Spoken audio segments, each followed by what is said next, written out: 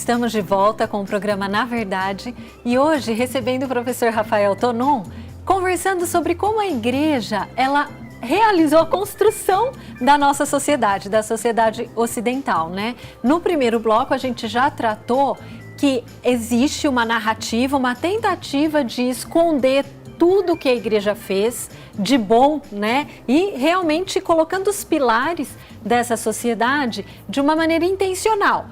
Essa narrativa construída é de propósito, é para colocar uma imagem da igreja ruim mesmo. Então, se você perdeu o primeiro bloco, volta lá e assiste, tá bom? E a gente encerrou o bloco falando sobre a história de Galileu, né, que ele foi interrogado pela Inquisição. E o que a gente aprendeu na escola? Que é porque a igreja estava perseguindo ele como cientista. Mas o professor está dizendo que não, na verdade ele cometeu várias heresias, né, em relação à fé católica. E o professor continua contando para a gente, então, o que aconteceu com Galileu. Essa questão, né, das atas, inclusive do processo do Galileu, o Papa João Paulo II ele abriu essas atas no ano 2000 e permitiu que os historiadores estudassem isso amplamente.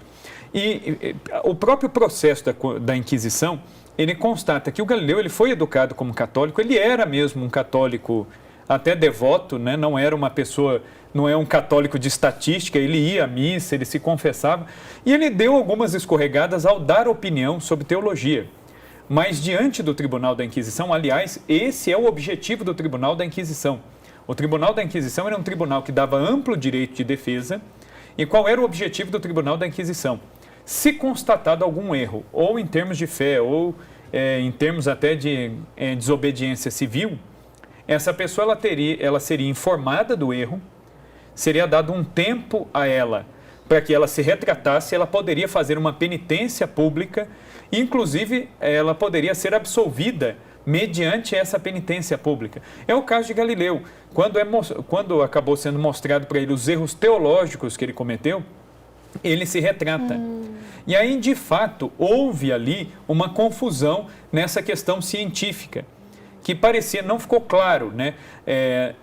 Ele tentou demonstrar algo de modo científico, mas não ficou claro, como na época era difícil ter clareza nisso, porque havia uma mistura muito grande do poder temporal com o poder religioso, da esfera filosófica pura e simples com a esfera teológica. Ainda havia uma certa mistura dessas realidades, então nessa questão terminológica houve mesmo um certo atrito, mas não foi só isso. Isso que é importante a gente ter em mente. Não é apenas uma questão restrita à ciência, é restrito também a questões de fé do próprio Galileu Galilei. Nas questões de fé ele se retrata, na questão científica ele foi um pouco reticente, não diz que sim, não diz que não, né? Ele foi muito bem aconselhado para não criar caso com a Inquisição e é interessante que isso também é história, né, contada nas escolas, aí às vezes acaba negligenciando esse aspecto. Até os livros didáticos negligenciam isso, né? O que acaba acontecendo? Quem salva Galilei, vamos dizer assim, de uma penitência pública, porque a Inquisição só dava a sentença, ela dizia, esse indivíduo ele é culpado, ele não é culpado. E a Inquisição, a igreja não tinha exércitos, a igreja não tinha poder para executar uma pena. O que a igreja fazia? Se o indivíduo foi julgado, como era o caso de Galileu, em Florença, ele seria entregue ao braço secular, ao governo local, e aí o governo local decide o que fazer. Que aí pode ser uma punição, pode ser uma prisão, pode ser uma tortura, pode ser queimado vivo em praça pública. Então, até esse fato de se queimar gente na Idade Média, que é imputado à igreja, a igreja nunca queimou ninguém. A igreja não tinha poder para isso, a igreja tinha poder para julgar. Quem executava a pena é o braço secular, que estava unido à igreja, mas nesse momento ele é independente da igreja, é ele quem vai escolher.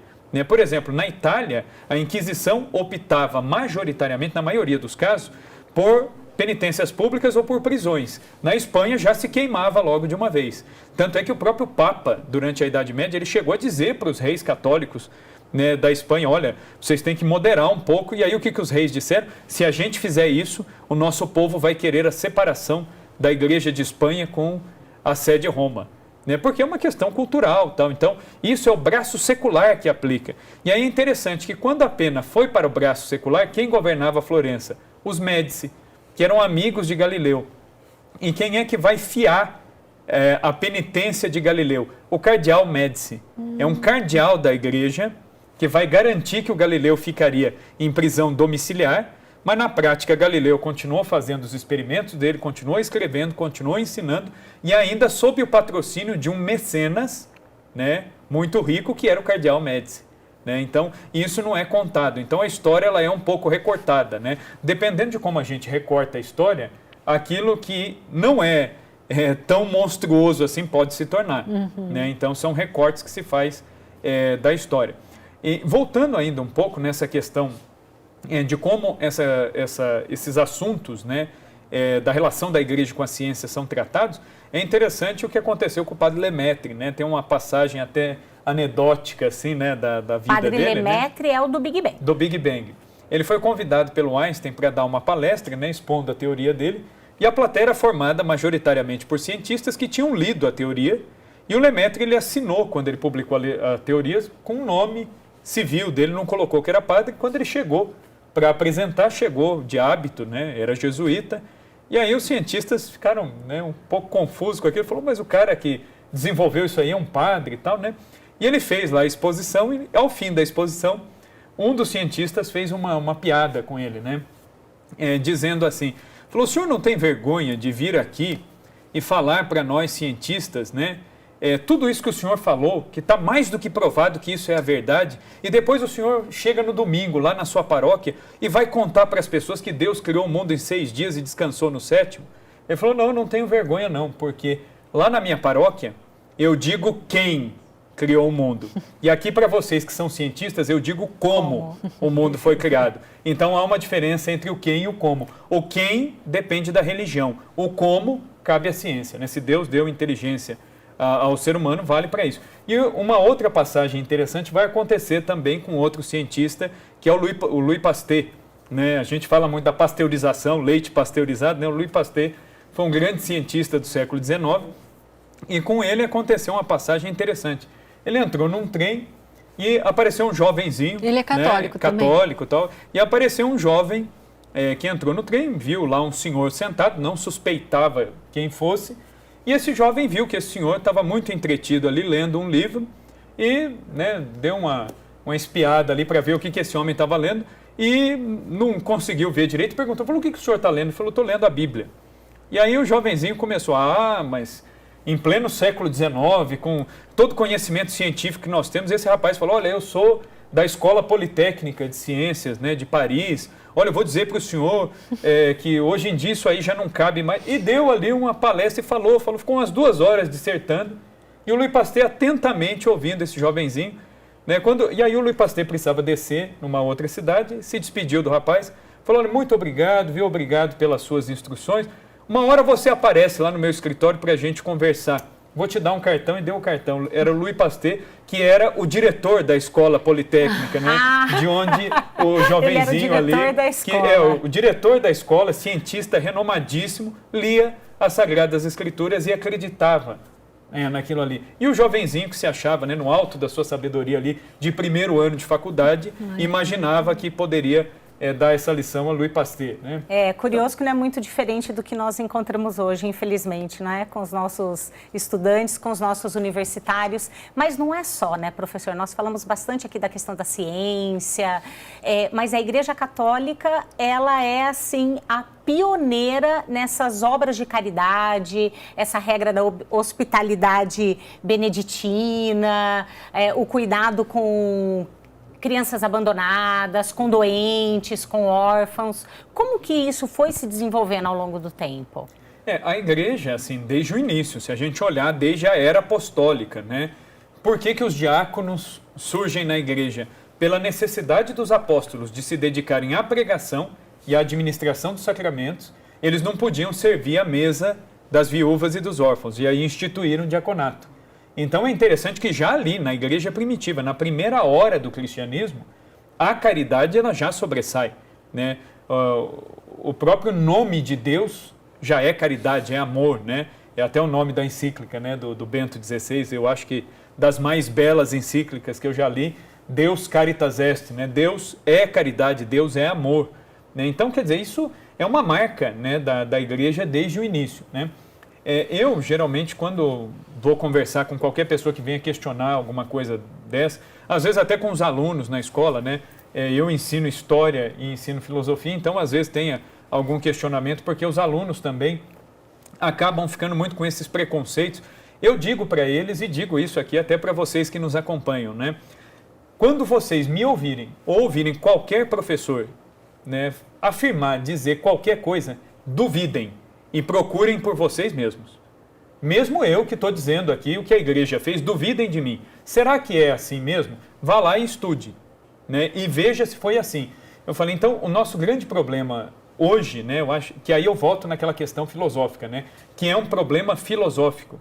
Nós não buscamos a correspondência entre o objeto, entre a coisa e a realidade. A gente fica com aquilo que a gente ouve. E aí a gente acaba dando crédito a preconceitos, a meias-verdades, a informação recortada. Então é o que eu digo para qualquer aluno meu. Eu falo assim, se você quer ser um bom aluno, se você quer aprender alguma coisa na vida, duvide. Né? Duvide daquilo que estão dizendo para vocês. Né? Então, isso é necessário para poder conhecer. Em relação à igreja, isso é necessário. Né? Qualquer pessoa que vá pesquisar, numericamente falando, né? Não existe instituição de caridade que mantenha, que sustente mais orfanatos, mais hospitais, mais instituições de ajuda do que a Igreja Católica. A gente não precisa nem ir muito longe.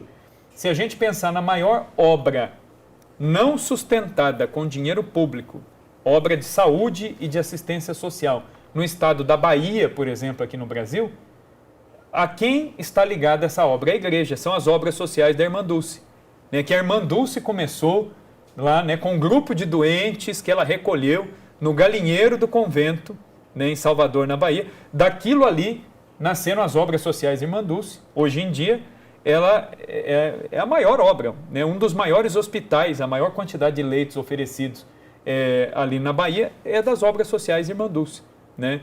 Se você pegar em Campinas, né, aqui ao lado, aqui, né, pertinho aqui de Valinhos, né, em Campinas, a maior quantidade de leitos oferecidos para pessoas portadoras de HIV, sobretudo em fase terminal, são os leitos oferecidos pela Associação Esperança e Vida, que é uma associação católica. Né? O Estado, a Prefeitura de Campinas, não oferece uma quantidade de leitos como a Igreja Católica oferece. Né? A mesma coisa a gente pode dizer em relação ao aborto. Né? Por exemplo, muita gente fala, o aborto é uma questão, né? Isabela é especialista nisso, né? O aborto é uma questão de saúde pública, disso, daquilo, tá. Mas quantas mulheres que estão querendo abortar ou que já abortaram, estão sofrendo psicologicamente, fisicamente, o que é oferecido de ajuda para essas mulheres? Eu digo, em Campinas, aqui do nosso lado, nós temos a comunidade Fiat Me, que a Adriana, inclusive, já esteve aqui no programa aqui. Eles já salvaram do aborto mais de 4.000 bebês. São 4.000 seres humanos que iam morrer, que iam ser jogados na lata do lixo e foram salvos. Por quem? Pela Igreja Católica. Isso não é o Estado que está fazendo, é a Igreja. E não está só salvando a vida. A comunidade Fiat Me, eu conheço lá os fundadores, a Adriana, né, o André. O que eles fazem? Eles não só amparam até ter o bebê, mas depois eles encaminham essas mães. Eu sei de casos lá, até de emprego que eles arrumaram, de roupa, de itens necessários para a sobrevivência básica dessas mães e dessas crianças. Quem faz isso é a igreja. Né? Eu testemunhei um caso, né? Eu não vou preservar o nome do sacerdote aqui, mas é um sacerdote da Arquidiocese de Campinas. Eu fui me confessar numa certa ocasião na Basílica do Carmo e vi uma moça desesperada e eu mesmo fiquei sem ação. Estávamos na fila, uma senhora na minha frente e eu em seguida, e essa moça chegou desesperada dentro da Basílica do Carmo, chorando muito, dizendo que ela tinha descoberto uma gravidez e que a família não iria aceitá-la, que ela seria colocada para fora de casa e que ela contou para o namorado e o namorado virou as costas totalmente, uma situação de desespero total e que ela queria abortar. E ela falou assim, e eu estava passando por aqui, perto da igreja e resolvi entrar. E aí ela falou assim, veio perguntar para mim e para a senhorinha que estávamos na fila, tem algum padre com quem eu possa falar? A gente, mais do que rápido, falou, não, pode entrar na nossa frente ali e converse com o padre. E isso não é alguém que me contou, eu vi. Né? Eu vi esse sacerdote nos dizendo, olha, vocês esperem aí um pouquinho que eu vou resolver a situação dela. Esse padre, ele voltou com dinheiro para ajudar essa moça ele voltou com uma outra pessoa da paróquia, que é conhecida minha, que é psicóloga, falou, ela vai te ajudar, ela vai conversar com você e nós faremos tudo. Não faça essa besteira, nós faremos tudo. Nem que você não tenha para onde ir, você volte aqui, que a gente vai arrumar até lugar para você ficar. Isso eu vi. Isso ninguém conta, ninguém noticia. Isso é a Igreja Católica. Né? Esses parlamentares que ficam tentando na calada da noite, como tentaram fazer há pouco, né? Tentando legalizar o aborto nos casos aí de mães infectadas pelo Zika vírus. Uma coisa indecente, né? Numa pandemia, no meio da situação em que nós estamos vivendo, né? O Supremo Tribunal de Justiça do Brasil, né? Que deveria buscar a justiça, né? O que é a justiça por definição? Dar a cada qual aquilo que lhe compete. E o direito mais fundamental de cada ser humano é a vida. Né? Não existem outros direitos se não houver vida. Quem morreu não tem direito, porque já morreu, já não existe. A existência está ligada à vida. E quem defende isso? A Igreja, de maneira... mas, assim, anos-luz na frente de qualquer outra instituição, ela defende e ela preserva. Basta a gente ver a Madre Teresa de Calcutá, corajosamente, quando ela recebeu o Prêmio Nobel da Paz, ela disse, se tiver alguém que queira abortar, não aborte, me dê as crianças, eu quero. Se vocês não querem, eu quero, mandem para mim, né? Então, quer dizer, e sem contar os santos que a gente vai ver na história da igreja. São Clemente Hofbauer, que é um santo pouco conhecido, né? É um santo austríaco, ele adotou 200 crianças. Nossa! Ele tinha 200 crianças que o chamavam de pai. E ele não queria dar essas crianças não para serem adotadas pelas outras famílias, não. Ele dizia, não, eles são meus, né? Eles são meus mesmo, né? Tanto é que ele cuidava, a maioria dessas crianças, ele inclusive celebrou o casamento dessas crianças, quando cresceram, se casaram, ele celebrava o casamento desses filhos dele, ele batizava, né, os netos dele, né, que são os filhos dessas crianças que ele adotou, e foi um homem que viveu corajosamente defendendo esses órfãos, né, numa situação terrível, que era a Europa pós-Napoleão. São Clemente viveu nessa época. E ele recolheu essas crianças, inclusive eram crianças que perderam pai e mãe nas invasões napoleônicas. E São Clemente ele recolheu. Né? Em Viena mesmo, né, numa certa ocasião, ele foi até o barão, né, que era uma das maiores autoridades de Viena. Ele pediu esmolas o dia inteiro, não conseguiu esmolas para sustentar o orfanato dele. Ele entrou no bordel. Ele sabia que o barão estava no bordel, ele entrou no bordel e foi até o barão e disse, eu vim aqui para pedir uma esmola para as minhas crianças. O barão levantou e cuspiu no rosto dele. E São Clemente, que era um homem extremamente impaciente, né? Ele era um homem muito bravo, ele tinha quase 2 metros de altura, era muito gordo, muito grande e era bastante favorável a sair no braço, né? Ele, inclusive na juventude, se envolveu várias vezes em brigas desse calibre, né? Ele, naquele momento, ele se domina, ele tira o lenço do bolso, ele limpa o rosto, e mostrou aquele escarro para o barão, ele disse, isto o senhor deu para mim, eu vou guardar. Enfiou aquilo no bolso e disse, agora me dê o dinheiro para as minhas crianças. E o homem deu, isso que eu vi. né? E é interessante que a conversão do barão de Viena vai se dar justamente nesse momento, de ver a teimosia de São Clemente. No dia seguinte, ele recebeu o dinheiro, no dia seguinte, antes de abrir a igreja, né, o sacristão deu de cara, né, no inverno terrível ali, né, austríaco, barão na porta da igreja, esperando a igreja abrir para se confessar. E esse homem vai se tornar o grande benfeitor das obras de São Clemente. A Igreja Católica é isso, né? Ela é caridade do começo ao fim. Do começo ao fim, né? Eu me recordo aqui do período daquelas invasões bárbaras, onde os bárbaros tinham como parte do costume deles o homicídio, não é? De acordo com a conveniência Sim. deles. E é a Igreja Católica que vem fazer todas as traduções de evangelho para poder colocar na cabeça daquele povo todo esse evangelho de amor e de misericórdia que Nosso Senhor veio trazer. E isso nós estamos falando lá da época da invasão dos bárbaros. E se nós formos procurar, é como o professor disse, se nós somos sinceros na busca da verdade, nós vamos encontrar milhares de exemplos. Astronomia, em toda a parte da ciência, na parte da escrita, no momento do desenvolvimento da letra cursiva minúscula, economia, culinária, quer dizer, artes, não é? Nós vemos a igreja construindo de fato a civilização ocidental. Nós não podemos ficar temerosos, e nós ficamos porque nós não conhecemos. Então o professor vem aqui nos trazer pequenos exemplos de tudo que a Igreja Católica fez e faz. Só que nós fazemos que a sua mão direita não olhe o que faz a tua esquerda. Nós fazemos pensando nessas almas. Nós não fazemos para ganhar holofotes, porque o bem que nós buscamos enquanto Igreja Católica, eu e você, a Isa e o professor, porque nós somos a igreja. O bem que nós fazemos é por amor a Deus, não é para que as pessoas possam ver. Então, nós temos que procurar.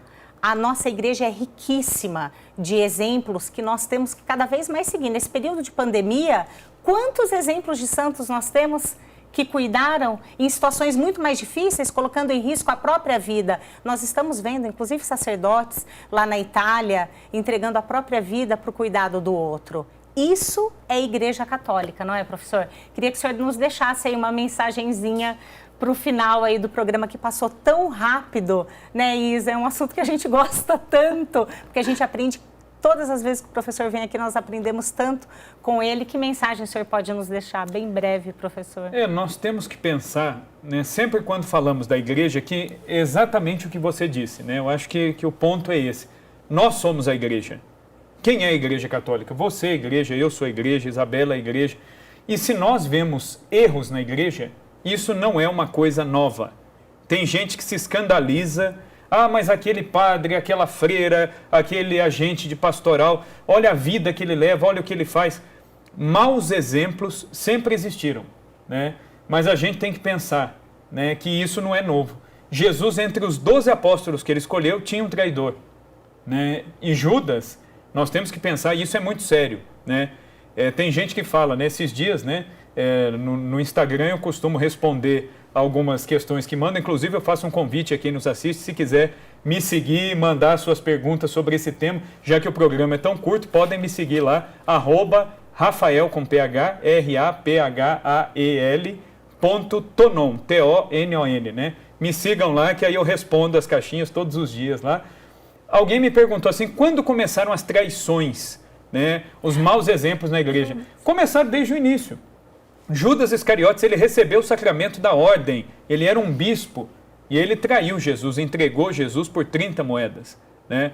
Então, isso aí sempre existiu e sempre vai existir. Nós não podemos nos escandalizar com os maus católicos, mas nós temos sim que nos espelhar nos bons católicos. E há muitos. E na igreja, né, nós temos muitos, né? E há um nome para esses bons católicos, esses católicos exemplares que são santos, né? Na igreja, entre santos canonizados e beatos, são mais de 8.000. Né? Então, nós temos exemplos de todo tipo. Nós temos santos, advogados, professores, mães de família, padres, bispos, papas, santos grandes, pequenos, simples, com dons místicos, sem dons, né? Em absoluto. Nós temos gente de todo jeito. Gostos, né, professor? E que a santidade seja essa busca de todos nós. Isa, para concluir? Para concluir, eu só quero propor um desafio. A gente nunca faz desafio, né, Vivi? Para você, quando você terminar de assistir esse programa, que você possa agradecer a Deus a graça de você ter a fé católica. E se você não tem, se abra para que você volte para o redil de Pedro, tá bom? Porque essa é a nossa casa. É isso aí.